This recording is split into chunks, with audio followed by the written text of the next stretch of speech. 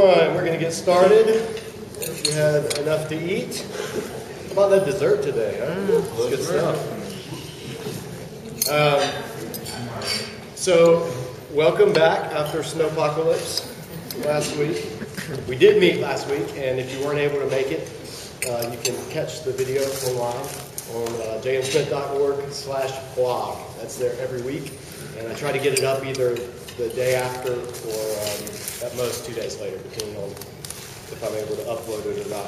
So last week, rather 2 weeks ago, we encountered Abram, and he was walking around childless, as he says to God. And so God promised him, he made a covenant with him in chapter 15, and he did the ceremony that we looked at, which was a little odd, where he cut these animals up, and symbolically God walked between the two pieces of each animal. And what that said to Abram was, I'm making a covenant on my own life, on my own blood. If I don't keep my end of the bargain, then what happened to these animals happened to me. So God was basically swearing by the highest authority possible that he would keep his promise to Abram to bless him, to make him the father of many nations, to give his seed the land that Abram was in.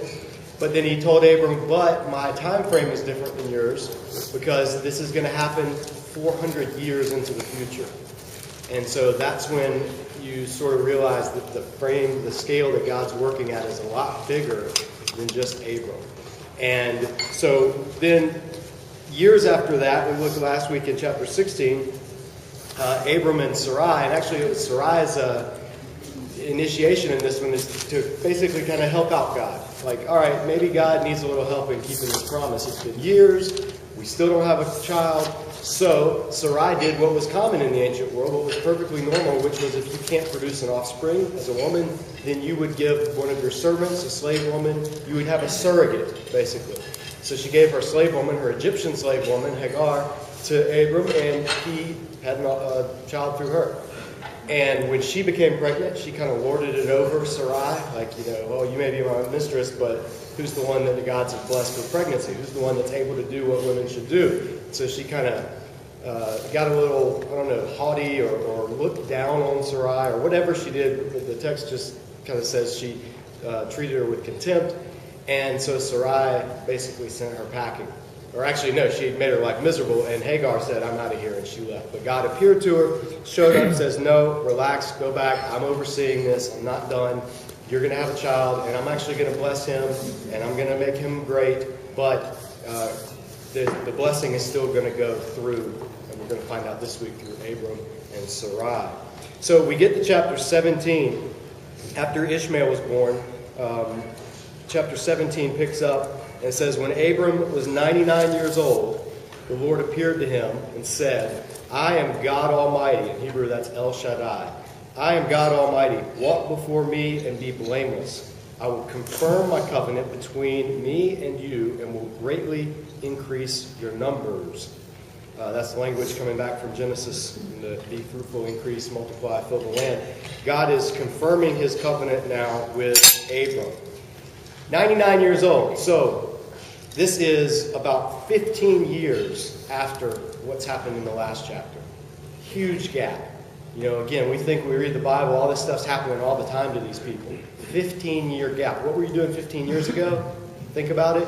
Whatever you were doing, that's the span of time between last time God showed up and this time God shows up to him. So long time period. By this time, Ishmael's a teenager. Ishmael's going to be about 13 years old, 14 years old. And so it's been a while. And God shows up to Abram again. He appears just like he did in chapter 15 and says, I'm going to confirm this. I haven't forgotten you. I'm going to make it happen. So Abram, verse 3, Abram fell face down, which is just what people do when God shows up. You fall face down. And God said to him, as for me, this is my covenant with you. You will be the father of many nations. No longer will you be called Abram, which means exalted father. Your name will be Abraham, for I have made you the father of many nations. I will make you exceedingly fruitful. I will make nations of you, and kings will come from you. I will establish my covenant as an everlasting covenant between me and you and your seed after you. If you have NIV, it says descendants. But every time that word descendants or offspring, it's the word seed. And your descendants after you for generations to come, to be your God and the God of your seed after you. The whole land of Canaan, where you are now as an alien, I will give as an everlasting possession to you and your seed after you. I will be their God. So God shows up. He appears. He basically says, I'm going to change your name because your name, Abram, exalted father, looks to your past. Because at this point, Abram's not an exalted father. It would be a reference to his ancestors. He would have been named after his father or the great people in his line. It's a name, Abram, that points to his past. God says, no, I'm going to change your name now. It's going to be Abraham, looking to his future. You're going to be the father of many nations. And this is important because the father of many nations, this is one of the first earliest promises. And we read this and we think, well, Abraham, he's the father of the Jewish people. He is, but also of many other nations. This is important. The whole purpose of the covenant, remember back to Genesis 12 when God first showed up, the purpose was, in your seed, all the nations of the earth will be blessed. God's purpose, his mission from beginning to end is to reach the nations, not just to pull out a special people called the Jews and just have his way with them and leave everybody else going headlong to hell. God's purpose in calling Abram and in establishing the covenant and then calling Israel out of Egypt and then establishing that covenant and then raising them up and raising up a king and all of the purpose of all that is to reach the nations, to send his glory to the nations, to draw in all of the nations that have turned away, that have abandoned their worship of the one true God, to call them back to the God of Israel. That's the mission, that's the focus. In fact, if you want to read an excellent book on biblical theology, Christopher Wright wrote a book called The Mission of God. It's a big one. It's a couple hundred, about 800 pages or so. But it documents from beginning to end God's mission to reach the world. From the beginning of the Bible to the last chapter of Revelation. And that's what Abram's call, that's what the covenant is for. If we lose sight of this, we end up doing what some of the Pharisees and the religious leaders in Jesus' day were guilty of doing, which is circling the wagons and just taking care of our own holy huddle and our own club of who's in and leave everybody who's out. But from the beginning, Genesis is a missionary book, and the Jewish religion is a missionary religion, at least as revealed to the patriarchs. And so if we lose sight of that, then we lose sight of the purpose of the covenant, the purpose of giving the land.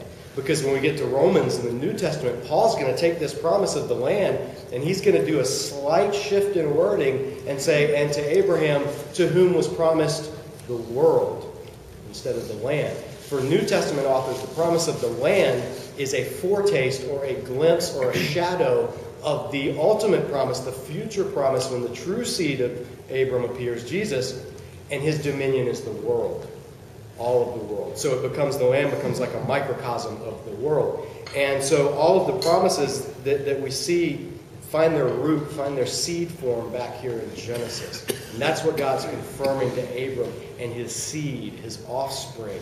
And so he's saying, you're not just going to be an exalted father. You're going to be the father of many nations. And already, he says, for I have made you, in verse 5, for I have made you a father of many nations. Well, at this point, Abram's only had one son, and it's Ishmael, and he's kind of illegitimate in terms of lineage through Sarah. But already, that's a beginning, because Ishmael's going to become many nations as well, as we'll see in this chapter, in chapter 25.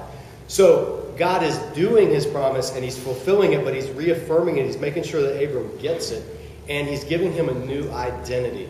To name someone in the Bible, in the biblical world, was a sign of imposing authority. To name something was basically to claim authority over it in some way, shape, or form.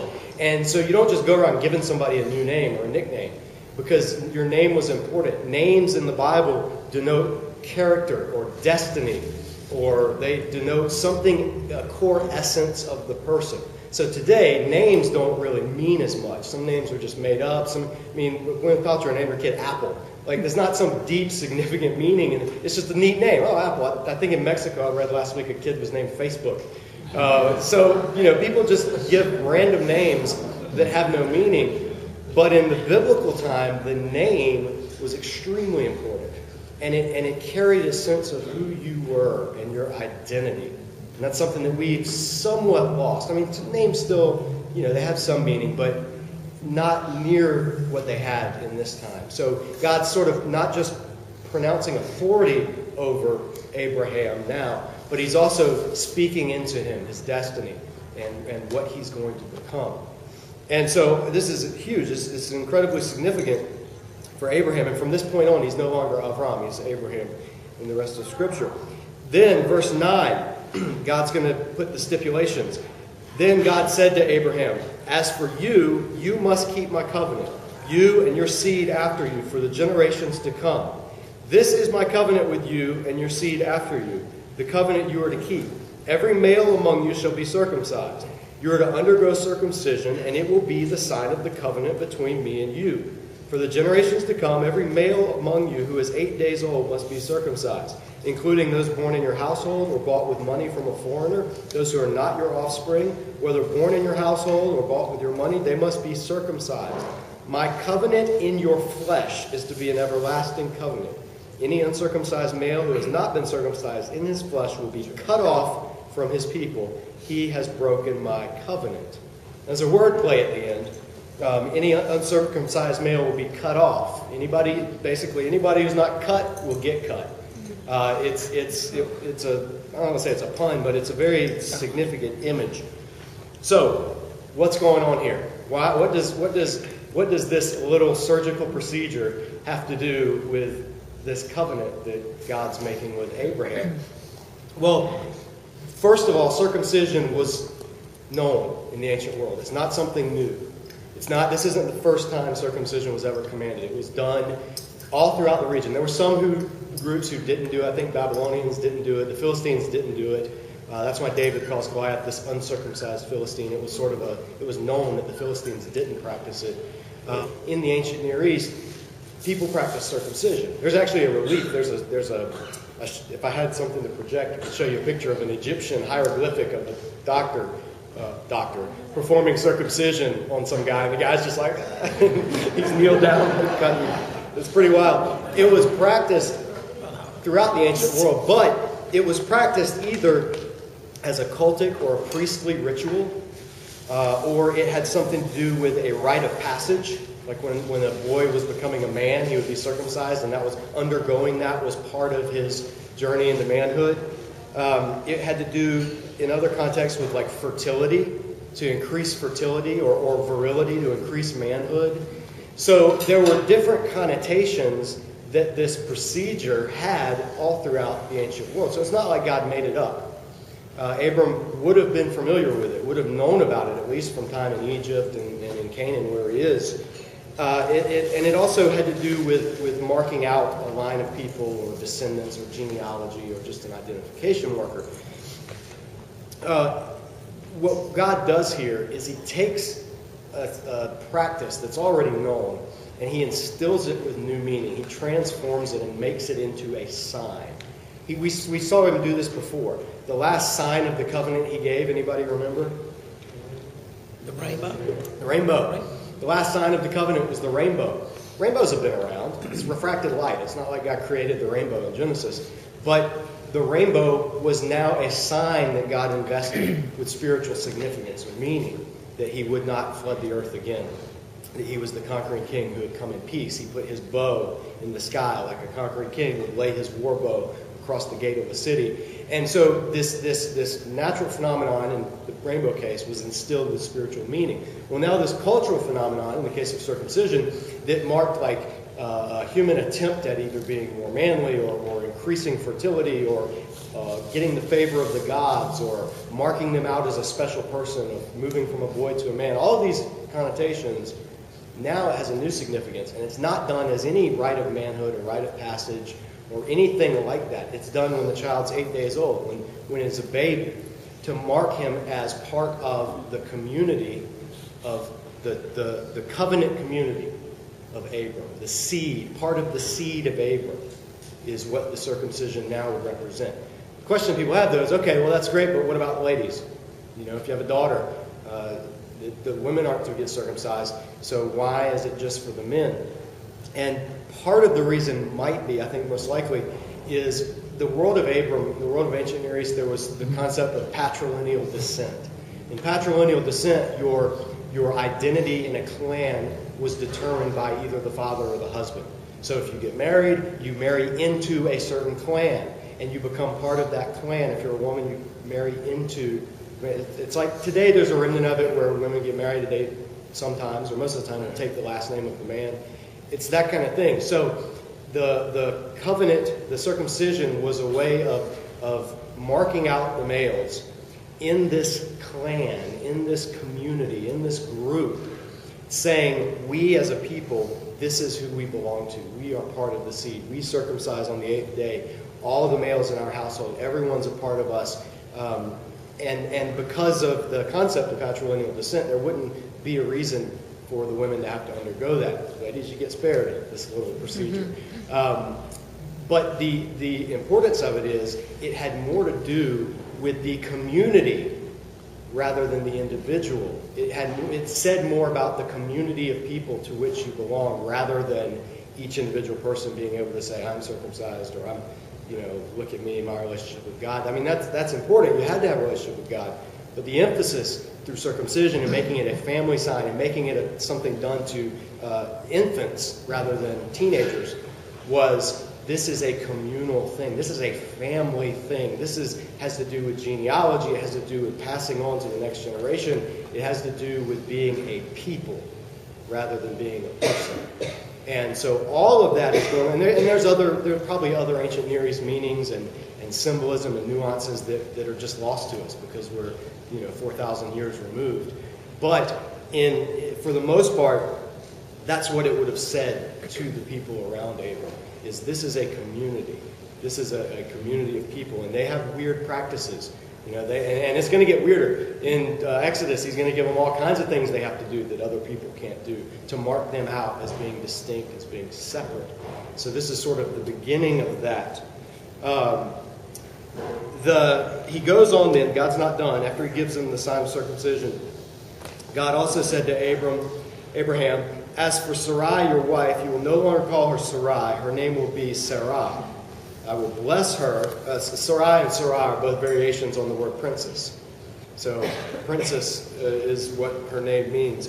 I will bless her and will surely give you a son by her. I will bless her so that she will be the mother of nations. Kings of peoples will come from her. So now God's explicitly including Sarah into the equation. Almost saying, yeah, remember last time you tried to do this through somebody else and not Sarah? This woman Hagar? No. It's going to be through Sarah. I'm making it clear, this is my plan. This is what I'm doing.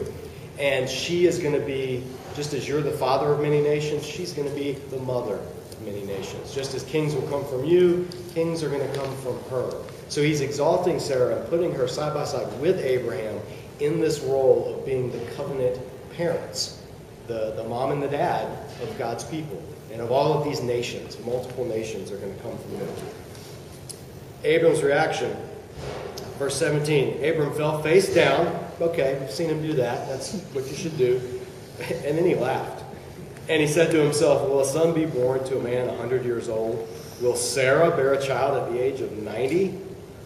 And then Abram said to God, if only Ishmael might live for your blessing. And only Ishmael may live in your sight. If only, it's kind of like you're saying, God, that's great, but I've already got an heir.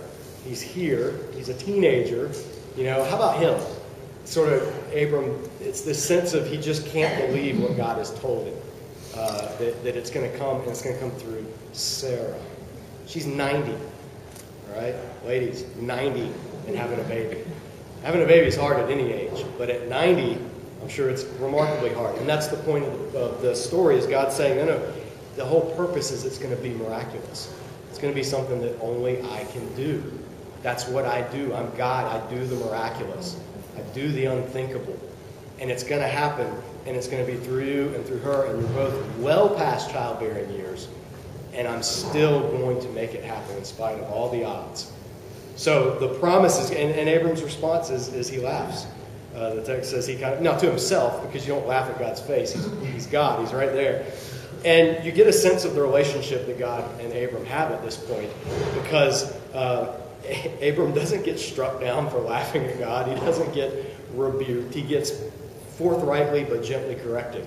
It's like God saying, no, trust me, it's going to happen. And so God says, Abram says, if only Ishmael may live under your blessing. Verse 19, God says, yes, but your wife Sarah will bear you a son, and you will call him Isaac. Hebrew is Yitzhak, because you will call him Isaac. I will establish my covenant with him as an everlasting covenant for his descendants after him. And as for Ishmael, I've heard you. I will surely bless him, and I will make him fruitful and will greatly increase his numbers. He will be the father of 12 rulers, and I will make him into a great nation. But my covenant I will establish with Isaac, whom Sarah will bear to you by this time next year. And when he had finished speaking with Abram, God went up from him. So now God puts a timestamp on it. You've been waiting for 25 years, Abraham. Now it's going to happen this year. By this time next year, your wife's going to be pregnant, and it's going to be your child, you and her together. You're going to name him Isaac. You're going to name him Yitzhak. And Yitzhak just means literally he laughed, because Abram laughed when he heard the news. And laughter is going to be a theme you'll see throughout the next couple of chapters. At key moments, certain people will laugh. And it's sort of a theme. It's a word. That's what Isaac's name means, is he laughs, laughter. And it's almost unbelievable laughter, because it's who else can do who's ever had something like this happen at this time? The answer is nobody. So you just got to laugh. So verse 23. Then in response, on that very day, Abraham took his son Ishmael and all those born in his household or bought with his money, every male in his household, and circumcised them, as God told him. Abraham was 99 years old when he was circumcised, and his son Ishmael was 13. Abraham and his son Ishmael were both circumcised on that day, and every male in Abraham's household, including those born in his household or bought from a foreigner, was circumcised with him. So, immediately, this is again, you see the nature of Abraham's faith. Immediately, he goes and he does what God says. Now, that's a big deal, because it's not like God said, all right, go, sacrifice a couple of goats, or go, the guys can understand. This is, you just imagine Abram coming back to his servants. Okay, guys, here's what we're going to do. Gather around. Who's got a knife? It's just like, what? We're going to cut off what? So it's a big deal. And the fact that Abram did it that day shows an unwavering commitment or a willingness to believe, despite his laughter, despite his shock, despite his, this is almost too good to believe kind of approach. He goes and he does it. And it's part of you see Abram's faith in what he does. All throughout Genesis, Abram's faith is linked with what he does. Now, as Protestants, get a little, antsy with that whole what you do or your works, because we're brought up to believe you're saved by faith alone, sola fide, faith alone. That's more of a product of the Reformation than it is of reading the Bible. In the Bible, yes, you are initially brought into relationship with God through your faith, but that faith cannot be separated from how you live, because your faith is shown by what you do, not just what you believe. And James will pick up on this in the New Testament. Paul will even pick up on it too. Your faith, Abram's faith, was revealed and shown and validated in the eyes of everyone else, including God and Abram and everybody looking, by the fact that he did what God asked of him to do. He left his nation, his people, his family, his father's house, and he went to this land. He had his child and himself and all of his servants and everyone circumcised well after the age at which that would have happened. He did these things. His works showed his faith. And all throughout the Bible, all throughout the Old Testament, that's going to be the picture of a true faith, is someone who, like he said right at the beginning, walk with me and you will be blameless. Or if you walk with me, then you will be blameless. Or if it's just a command, walk with me and be blameless. that first section of this chapter is the essence of what faith is in when you look at it on the ground. In other words, when you take it out of the realm of academic philosophy and theology and debates about Protestantism and Catholicism and works righteousness and all that, when you boil it down to the everyday life, faith is walking around with God and being blameless in His sight because of that. And blameless doesn't mean perfect, like you never ever mess up. It means you're in the right, you're whole, you're complete, you're being obedient, you're doing what God has called you to do. And that's the picture of faith we get in the Bible. It doesn't have anything to do with earning your salvation or meriting your goodness, because Abram's already been saved. He was saved back in chapter 15 when he believed God and God credited to him as righteousness. He was given righteousness. He was accepted as being right based on his believing God's promise. But the result of that was his faithful obedience. So if you ever see or if you ever think of detaching faith from works, you've already started getting away from Scripture, because the two are linked intimately. Not in a sense of earning salvation through works, but in the sense of the result of salvation is a life of works pleasing to God. As Paul says, working out your own salvation. As Jesus says, everyone will have to give an account of their works before the Lord. There's a heavy emphasis on obedience and holiness and walking with the Lord in your day-to-day life. Not just, I believe, I said the sinner's prayer at youth camp when I was 8, I'm saved. None of that. That's so far into the Bible, it's ridiculous. A life of faith is a life of walking with God and allowing Him to keep us blameless as He fulfills His promises. So Abram is a great model of faith, and there's a reason that the New Testament authors appeal to it. It doesn't mean he was a perfect person. He's going to screw up. He's already done it once. He's going to do it again and again. But through it all, he's always going to come back to, even when God has to give him some correction, he's going to come back to this believing God for the promise. Even as he's dying, his belief will be, I want to be buried here, because this is the land that God promised. And even if that promise is going to happen well after my lifetime, I am still going to be a part of it. And not sure how, but I'm going to be a part of it. And ultimately we see, well, the way he's going to be a part of it is the resurrection of the dead, when God raises everyone, and all of the land is renewed and created and restored, and the whole earth is renewed, and we're all part of it. But that's getting way ahead into the New Testament. So, next week, a nice little circumcision conversation over lunch. You don't know how restrained I was in this one. I teach this in small groups. We get into the anatomy of it.